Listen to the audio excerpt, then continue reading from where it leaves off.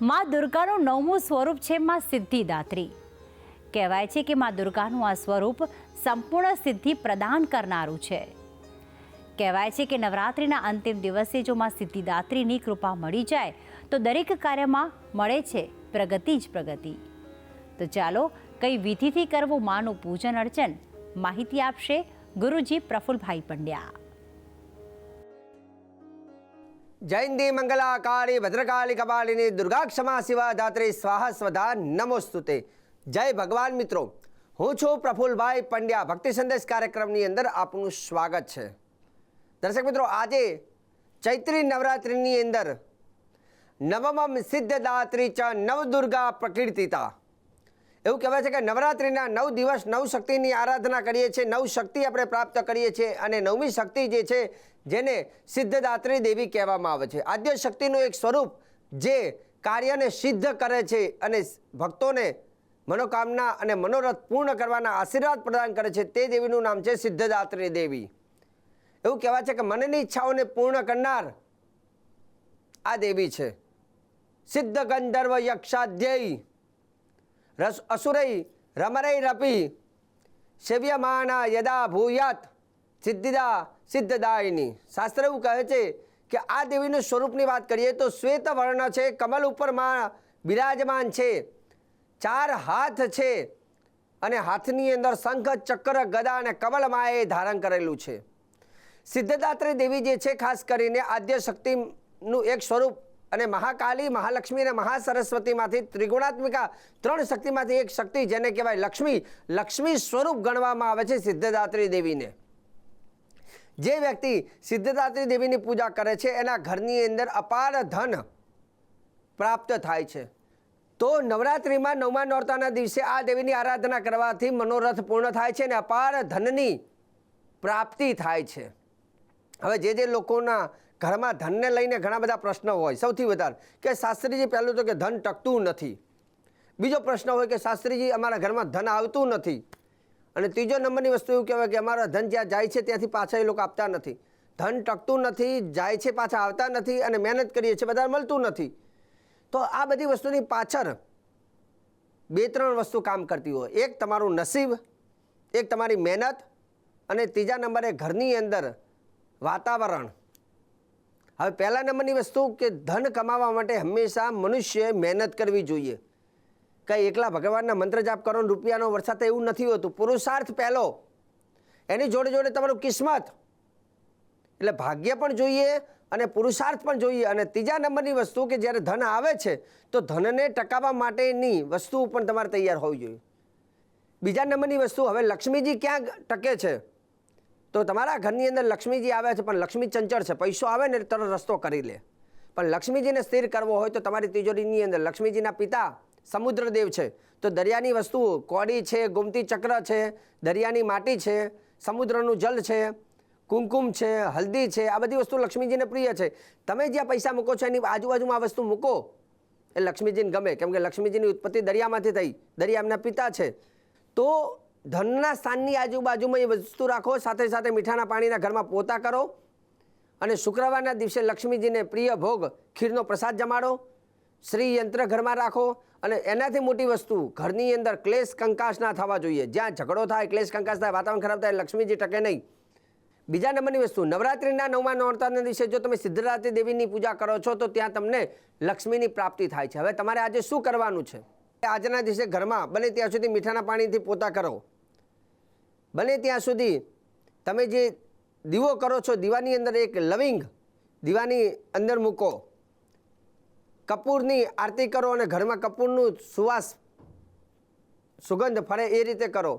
આજના દિવસે ગુલાબના પુષ્પ તમારા જે કુળદેવી હોય અથવા લક્ષ્મી યંત્ર હોય એની ઉપર મહાલક્ષ્મીજીના 108 નામ બોલી એની ઉપર અર્પણ કરો.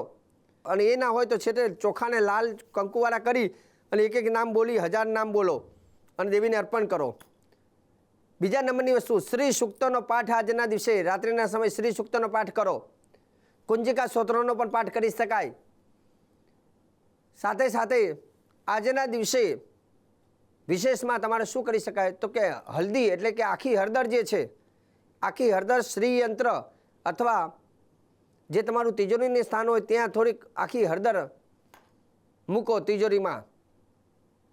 બીજા નંબરની વસ્તુ કે તમારી પાસે શ્રી યંત્ર હોય તો ઓમ સિદ્ધદાત્રી દેવીએ નમઃ, ઓમ સિદ્ધદાત્રી દેવીએ નમઃ મંત્ર બોલી અને શ્રી યંત્ર અથવા માતાજીના મૂર્તિને તમે એકદમ શીતળ દહીં એટલે કે ઠંડુ દહીં માની ઉપર ચડાવી અને માને હળદર અને ઠંડુ દહીંથી માતાજીને સ્નાન કરાવો, શુદ્ધ કરો અને ગંગાજલથી એને સાફ કરી.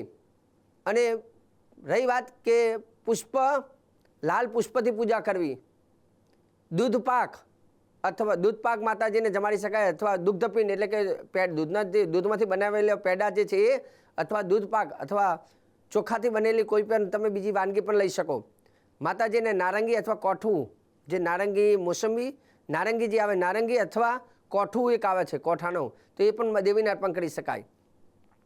રહી વાત મંત્ર જાપ તમારે કરવા હોય તો આજના દિવસે 10 મહાવિદ્યાની 10મી તાકાત જેને કમલાદેવી કહેવામાં આવે છે, જેનો કમલાદેવી એટલે લક્ષ્મીજીનું તાંત્રિક સ્વરૂપ એટલે કમલાદેવી જે અપાર ધન આપે છે, એનો મંત્ર છે તમને બતાવું છું. આજના દિવસે શક્ય હોય તો 10 માળા આ મંત્રની કરજો, જેને કમલાદેવી કહેવામાં આવે છે અને કમલા ગાયત્રી મંત્ર કહી શકાય. બહુ ચમત્કારી મંત્ર છે. આના અમે સાધના ઉપાસના અમે ખુદ પણ બહુ કરીએ છીએ અને એવું કહેવાય છે કે આ મંત્ર એટલે લક્ષ્મી પ્રાપ્તિ માટેનું બ્રહ્માસ્ત્ર કહી શકાય. બાકી મહાલક્ષ્મીજીના ઘણા બધા મંત્ર છે. મહાલક્ષ્મી નમઃ, શ્રીમ નિમ કમલે કમલાલય પ્રસિદ્ધ પ્રસિદ્ધ ઓમ મહાલક્ષ્મી નમઃ એ મંત્ર પણ છે. શ્રી સતે લક્ષ્મી ચા પત્ની વહોરાત્રે પાર્શ્વ એ વૈદિક મંત્ર પણ છે. પણ હું તમને જે હવે જણાવી રહ્યો છું આ જે 10 મહાવિદ્યાની એટલે કે લક્ષ્મીજીનું એક તાંત્રિક સ્વરૂપ અને અપાર ધન આપે છે. અને અમુક વસ્તુ એવી છે કે થોડુંક શીઘ્ર, તાંત્રિક એટલે આપણે એવું તંત્ર મંત્ર નહીં વિચારવાનું. તાંત્રિક એટલે માતાજીની એક શીઘ્ર રિઝલ્ટ આપે એવું મંત્ર, જેને 10 મહાવિદ્યાનો કમલાદેવી કહેવામાં આવે છે. તો આ મંત્રની રાત્રિના સમય ખાલી તમારે તલના તેલના દીવા કરી અને 10 માળા રાત્રિના સમયે કરજો. તો મહાલક્ષ્મીજીનો જે મેં કહ્યું 10 મહાવિદ્યાની કમલાદેવી, લક્ષ્મીજીનું એક સ્વરૂપ કમલા, એનો આ મંત્ર લખી લેજો. ઓમ કમલાયે ચ વિદ્મહે, ઓમ કમલાયે ચ વિદ્મહે મહાશક્તિયે ચ ધીમહિ તન્નો દેવી પ્રચોદયાત. ફરીથી લખી દો. ઓમ કમલાયે ચ વિદ્મહે મહાશક્તિયે ચ ધીમહિ તન્નો દેવી પ્રચોદયાત. આ મંત્રથી તમે રાત્રિના સમયે 10 માળા કરજો. લાલ રંગનું આસન ઉપર બેસી, શક્ય હોય તો સ્નાન કરી પવિત્ર થઈ લાલ રંગના વસ્ત્ર પહેરી અને લાલ આસન ઉપર બેસીને આ મંત્ર કરજો. નાની વસ્તુ છે, 10 માળા જ છે ખાલી, પણ કામ બહુ મોટું થાય છે. કેમ કે એ 10 માળા કરતાં વિશેષ રાત્રિનું મહત્ત્વ અને એમાં પણ ચૈત્રી નોરતાની તાકાત એ મોટું કામ કરે છે. હવે રહી વાત નાની બાલિકાની પૂજા કરવી હોય તો આજના દિવસે ખાસ કરીને 10 વર્ષની જે દીકરી હોય જેનું નામ છે ભદ્રા સ્વરૂપ, એટલે મહાલક્ષ્મીનું એક સ્વરૂપ ભદ્રા સ્વરૂપ છે અને એ બધાનું કલ્યાણ કરે છે. તો નાની દીકરીની તમારે પૂજા કરવી હોય તો 10 વર્ષની જે આયુ હોય જે દીકરી હોય એને તમારે લાલ રંગના વસ્ત્રદાન કરી એ દીકરીના બંને પગને દૂધ અને જલથી સ્નાન કરાવી અને લૂછી એની પર તિલક કરી દીકરીના કપાળમાં ચાંદલો કરી અને મીઠાઈ જમાડી અને એને ગુલાબનો હાર પહેરાવી અને લાલ રંગના વસ્ત્ર એ દીકરીને અર્પણ કરજો. અને એ દીકરીને 2 હાથ જોડી નમસ્કાર કરીને બોલવાનું ઓમ ભમ ભદ્રાય નમઃ, ઓમ ભમ ભદ્રાય નમઃ. આ મંત્ર બોલી દીકરીને નમસ્કાર કરી એનો હાથ તમારા માથા ઉપર મુકાવજો. ચોક્કસ સ્વયં મહાલક્ષ્મી આશીર્વાદ આપે છે આવી પૂજા કરવાથી. તો આજે ભક્તિ સંદેશ કાર્યક્રમની અંદર હું પ્રફુલ્લ પંડ્યા આજે તમને શ્રેષ્ઠ જાણકારી આપી છે અને આગળ પણ ભક્તિ સંદેશ કાર્યક્રમમાં આવી જાણકારી, શ્રેષ્ઠ જાણકારી, સુંદર જાણકારી અને શાસ્ત્ર પ્રમાણિત જાણકારી હું આપતો રહીશ. કાર્યક્રમ જોવાનું ચૂકતા નહીં. મને આપી દો રજા. જય ભગવાન.